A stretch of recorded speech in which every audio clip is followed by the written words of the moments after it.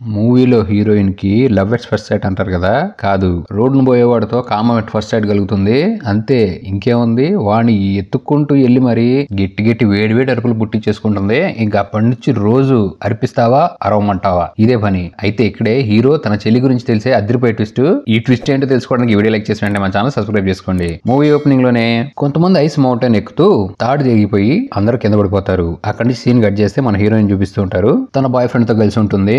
అక్కడి నుంచి హీరోయిన్ బయటికి వెళ్తే రోడ్డు మీద ఒక వ్యక్తిని చూస్తుంది. అంతే, అసలు ఆ చూడడంతోనే పాపకి కళ్ళలో కామం గారిపోతూ ఉంటుంది. ఈడు కూడా అంతే కసిగసిగా చూస్తూ ఉంటాడు. అయితే ఏం మాట్లాడకుండా ఇద్దరు చెడుసాడు వెళ్ళిపోతారు. కానీ పాపకు మాత్రం పుట్టింది లోపల కామం. ఇంకేముంది, రగులుతూ ఉంటే వాడు ఎక్కడున్నాడో ఎత్తుక్కుంటూ వెళ్తుంది. వాడు ఏ షాప్ లో ఉన్నాడని తొంగి తొంగి వంగి వంగి చూస్తుంటే ఈడికి కూడా నిన్ను వంగబెట్టా నన్ను కావాలని చెప్పి కమాన్ టాక్సీ అంటంతో ఏం మాత్రం ఆలోచించకుండా పాప ఎక్కేస్తుంది. అంతే, ఇంటికి రావటం ఆలస్యం. వాడు గాల్లో లేపి లేపి మరి దెబ్బల మీద దెబ్బలు వేసేస్తాడు. ఆనందంగా పాప సాటిస్ఫై అయ్యి బయటకు వచ్చినా చాలా ఫీల్ అయిపోతూ ఉంటుంది. మూవీ స్టార్టింగ్ లో చెప్పే కదా పాపకు లవర్ ఉన్నాడని, వాడిని మోసం చేశానని చాలా ఫీల్ అయిపోతూ ఏం చేయాలో అర్థం కాక తిరుగుతూ ఉంటే తనతో దెబ్బలేసిన బ్యాట్స్మెన్ గాడు ఓ బుక్ స్టోర్ లో కవర్ పేజ్ మీద కనపడతాడు. ఇక ఏంటి ఎవడు వీడని లోపలికి వెళ్ళి ఆ బుక్ స్టోర్ ఓనర్ అడిగితే అతని పేరు యాడమని. మన మూవీ స్టార్టింగ్ లో మంచు పర్వతం ఎక్కుతూ కొంతమంది పడిపోయారు కదా, దాంట్లో యాడమ్ గడు ఉన్నాడు. ఆ ప్రమాదంలో 5గురు చనిపోతూ ఉంటే వాళ్ళందరినీ కాపాడి హీరో వాళ్ళందరి దృష్టిలో హీరో అయిపోవడంతో కవర్ పేజ్ మీద ఫోటో వేశారు. ఇంకేముంది, పాపకి మంచి పాజిటివ్ ఊపు వచ్చేసింది మనోడి మీద.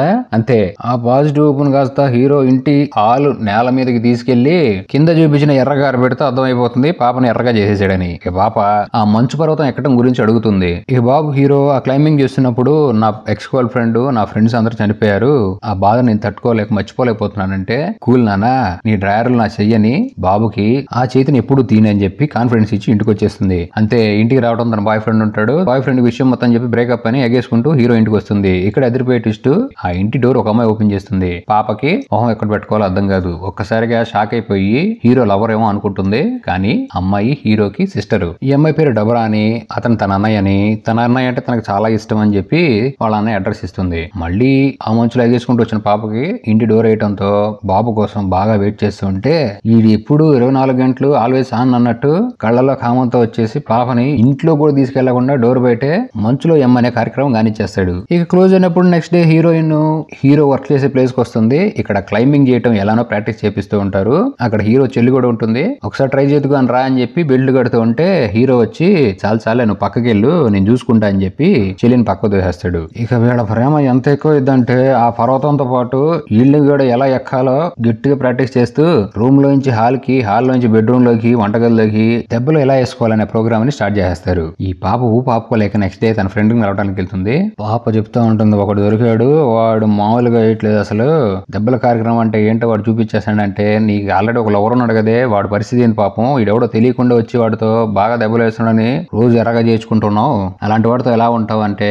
హీరోయిన్ అసలు ఫుల్ గా రుచి మరిగిపోయి వాడే నాకు కావాలని ఏం పట్టించుకోకుండా షాపింగ్ చేసుకుని వెళ్తూ ఉంటుంది. ఇక షాపింగ్ లో తన బ్యాగ్ ని ఎవరో దొంగతనం చేస్తాడు. అప్పుడే హీరో అక్కడ ఉంటాడు. వాడిక హీరోయిన్ బ్యాగ్ అని తెలిసి వాడిని పిచ్చ కొట్టి చంపేసి అంత దూరం వెళ్తే హీరోయిన్ వచ్చి కంట్రోల్ అనగానే మనోడు ఫుల్ గా కంట్రోల్ అయిపోతాడు. ఇక నెక్స్ట్ డే హీరోయిన్ కి ఒక లెటర్ వస్తుంది. హీరో గురించి ఏం తెలుసుకోకుండా పెళ్లి చేసుకుంటాను అంటున్నావు, ఏంటి పాప ఏం చేస్తున్నావు అని అడిగితే హీరోయిన్ కి ఏం అర్థం కాదు. ఏంటి లెటర్ అని చెప్పి హీరోకి ఇస్తే, ఇవన్నీ ఎవడో కూడా వస్తా ఉంటాడులే వదిలేసి అని చెప్పి పెళ్లికి మంచి ఊపు తెచ్చుకొని పోని కొద్దిగా బూస్ట్ ఇచ్చి వెళ్ళిపోతారు మనోడు. ఇంకేం ఉంది, ఆ బూస్ట్ కాస్త హాలిక్స్ అయ్యి ఇద్దరు పెళ్లి చేసుకొని పెళ్లి తర్వాత హీరో తనకి ఇష్టమైన ప్లేస్ కి తీసుకొస్తాడు. ఆ ప్లేస్ లోంచి కొద్దిగా లోపలికి రాగానే ఓ సమాధి ఉంటుంది. ఆ సమాధి పైన ఒక విగ్రహం కూడా ఉంటుంది. ఇంకా సర్ప్రైజ్లు ఉన్నాయి. బట్టలు మార్చుకుంటే పాప అక్కడే బట్టలు మార్చేసుకుంటే మనోడు న్యూడ్గా ఫోటో తీస్తాడు. ఇక అక్కడి నుంచి వీళ్ళు హైకింగ్ వెళ్తారు. ఆ హైకింగ్ కి వెళ్ళి ఆ కొండ పర్వతంలో ఉన్న ఒక ఇంట్లో హీరో ఎంత రసికుడు అంటే మంచి రొమాంటిక్ ఫెలో కొత్త యాంగిల్లో క్లాతులు చుట్టి మరి హీరోయిన్ ని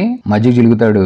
ఆనందంగా ఉన్న హీరోయిన్ ఇంటికి రాగానే మళ్ళీ సేమ్ లెటర్, హీరోయిన్ పెళ్లి చేసుకుని పెద్ద తప్పు చేసావు పాప అంటే, తన ఎక్స్ బాయ్ ఫ్రెండ్ పక్కతో ఏమైనా చేస్తున్నాడని వాడికి ఫోన్ చేస్తే ఆ ఫోన్ ఎవరో అమ్మాయి ఎత్తుతుంది. తన బాయ్ ఫ్రెండ్ అంతా మర్చిపోయి ఇంకో అమ్మాయితో రిలేషన్ లో ఉన్నాడని హీరోయిన్ కి క్లారిటీ వచ్చేస్తుంది. ఇదంతా ఎవరో చేస్తున్నారని ఇక నెక్స్ట్ డే హీరోయిన్ ఒక పార్టీకి వెళ్తుంది. అక్కడ హీరో చెల్లి కూడా ఉంటుంది. తను హీరోయిన్ కి చాలా అందంగా ఉన్నావు, ఇది లాకెట్ వేసుకొని చెప్పి ఒకటి మెల్ల వేస్తుంది. ఆ next day hero already popular అవటం, అతని గురించి న్యూస్ పేపర్ రావడంతో ఓ రిపోర్టర్ వచ్చి అతన్ని ఇంటర్వ్యూ చేసుకుంటుంది. ఆ రిపోర్టర్ కి ఒక అమ్మాయి ఫోన్ చేసి హీరో గాడు పెద్ద లఫూట్ గాడని తన బతుకు నాశనం చేశాడని ఆ అమ్మాయి చెప్పింది అంటంతో హీరోయిన్ అడ్రస్ కనుక్కొని వెళ్తుంది. అక్కడికి వెళ్ళడంతోనే ఆ పాప మీ ఇద్దరం కలిసి డాన్స్ చేసాం, డాన్స్ వేసి ఇంటికి వెళ్తూ ఉంటే దారిలో వాడు దబదబలాడిచ్చాడు, నా జీవితం నాశనం అయిపోయిందని చెప్పి కన్నీళ్లు పెట్టుకుని ఏడుస్తుంది. ఇక్కడ హీరోయిన్ కి డౌట్ స్టార్ట్. ఇంట్లో ఒక పెద్ద బీరువా ఉంటుంది లాగేసి.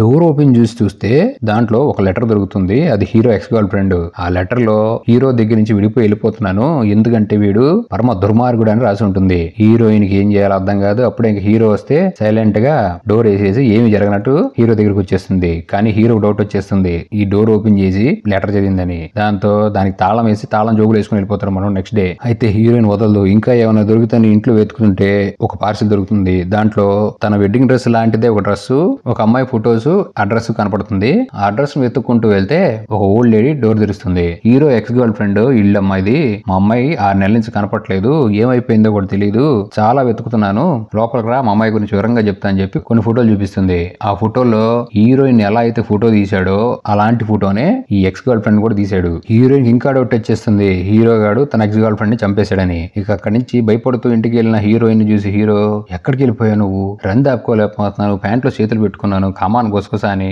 వీడు మళ్ళీ ఒక కొత్త రకం ట్రై చేస్తాడు. ఏంటో బాబు తాళ్లు కడతా ఉంటాడు, క్లాత్లు కడతా ఉంటాడు, వింత వింతగా చేస్తూ వంటగదిలోనే టేబుల్ కి తాళ్లు కట్టేస్తే పాప అడిగేస్తుంది, నీ ఎక్స్ గర్ల్ ఫ్రెండ్ లెటర్ దొరికింది, వాళ్ళ ఇంటికి వెళ్తే అమ్మాయి 6 నెలల నుంచి కనపట్లేదంట, నువ్వే చంపేశావంటే ఈడు ఎక్కడ లేని దుఃఖం కమల్ హాసన్ యాక్టింగ్ చేసి ఏడుస్తూ తనని ప్రాణంగా ప్రేమించాను, ఎందుకు చంపుతానని అంటాడు. ఇక హీరోయిన్ సరే రెస్ట్ రూమ్ కి వెళ్ళొస్తా అని చెప్పి పక్క వచ్చేస్తుంది. దొరికింది సర్దు పరిగెత్తరా బాబు అని చెప్పి అట్లానే ఒంటి మీద ఉన్న నైట్ డ్రెస్ తో హీరో దగ్గర నుంచి తప్పించుకొని రోడ్డు మీదకి వచ్చేస్తుంది. ఇక హీరోకి దొరకకుండా తెలివి ఒక చోట దాక్కొని పోలీస్ స్టేషన్ కి వెళ్ళి కంప్లైంట్ ఇస్తుంది, తన బాయ్ ఫ్రెండ్ తన ఎక్స్ గర్ల్ ఫ్రెండ్ ని మర్డర్ చేశాడని. అయితే నీ దగ్గర ఏం సాక్ష్యాలు లేవు కదమ్మా, ఎట్లా ఎంక్వైరీ చేస్తాం అంటే, లేదు సార్ వాడే చేశాడని చెప్పడంతో హీరోను కూడా పోలీస్ స్టేషన్ పిలిపించి ఎంక్వైరీ చేస్తారు. అయితే వాడు చెప్పేదంతా నిజమేనని చెప్పి హీరోని వదిలేస్తారు. ఈ పాపకి ఇంకా డౌట్ క్లియర్ అవ్వక హీరో చెల్లి దగ్గరికి వెళ్తుంది. అదేమో అవును మా అన్నయ్య కావాలనే వాళ్ళందరినీ చంపేశాడు, ఎందుకంటే వీడికి అమ్మాయిలు పిచ్చి, అమ్మాయిలు వాడుకొని వాళ్ళందరినీ చంపేస్తూ ఉంటాడు. హీరో పోలీస్ స్టేషన్ లో ఎంక్వైరీ అయ్యేటప్పుడు 2 ఫోటోలు చూపిస్తారు. ఆ ఫోటోలు 2 తీసుకొని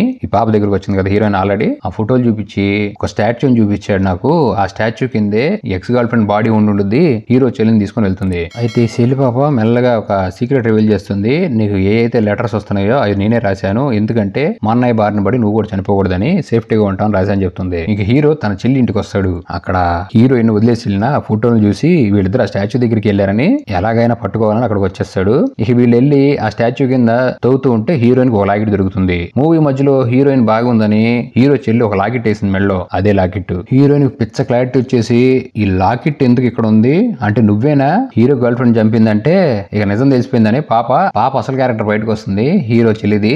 అవును నేనే చంపింది, ఆ రోజు క్లైంబింగ్ అప్పుడు కూడా వాళ్ళందరి ప్రాణాలు తీసింది కూడా నేనే, ఎందుకంటే మా అన్నయ్య అంటే నాకు చాలా ఇష్టం, వాడి దగ్గరికి వాడి జోలికి ఎటువంటి అమ్మాయి రాకూడదు, నేను మా అన్నయ్య ఉండాలి, నువ్వు కూడా చావే అని హీరోయిన్ చంపేస్తూ ఉంటే అప్పుడే వెనక నుంచి హీరో వచ్చి తన చెల్లిని కొడతాడు. ఇక తన చెల్లికి నచ్చ చెప్తూ ఉంటాడు, నువ్వే నా ఎక్స్ గర్ల్ ఫ్రెండ్ చంపావని నాకు ఇంతవరకు కూడా అనుమానం లేదు, ఎందుకు నువ్వు ఇలాంటి పనులు చేస్తున్నావు అని చెప్పి అక్కడ తిరిగి హీరోయిన్ తో మాట్లాడుతుంటే ఒక ఫ్లేర్ గన్ దొరుకుతుంది హీరోయిన్ కి, దాంతో హీరో చెల్లిని కాల్ చేస్తుంది. అంతే హీరో చెల్లి స్పాట్ లో చనిపోతుంది. నెక్స్ట్ రోజు హీరోయిన్ పోలీసులు తీసుకెళ్లిపోతారు. హీరోయిన్ కి ఎటువంటి సంబంధం లేదని హీరో క్లారిటీ ఇవ్వడంతో వీళ్ళిద్దరు విడిపోతారు. ఇక అలా అయినా కొన్ని సంవత్సరాల తర్వాత ఎయిర్పోర్ట్ లో వీళ్ళిద్దరు ఒకళ్ళు ఎదురుపడతారు. అయితే వీళ్ళకి అసలు పరిచయమే లేదన్నట్టుగా ఎవరో స్ట్రేంజర్స్ ని చూస్తున్నట్టుగా హీరో హీరోయిన్ చూపిస్తూ మూవీ ఎండ్ అయిపోతుంది.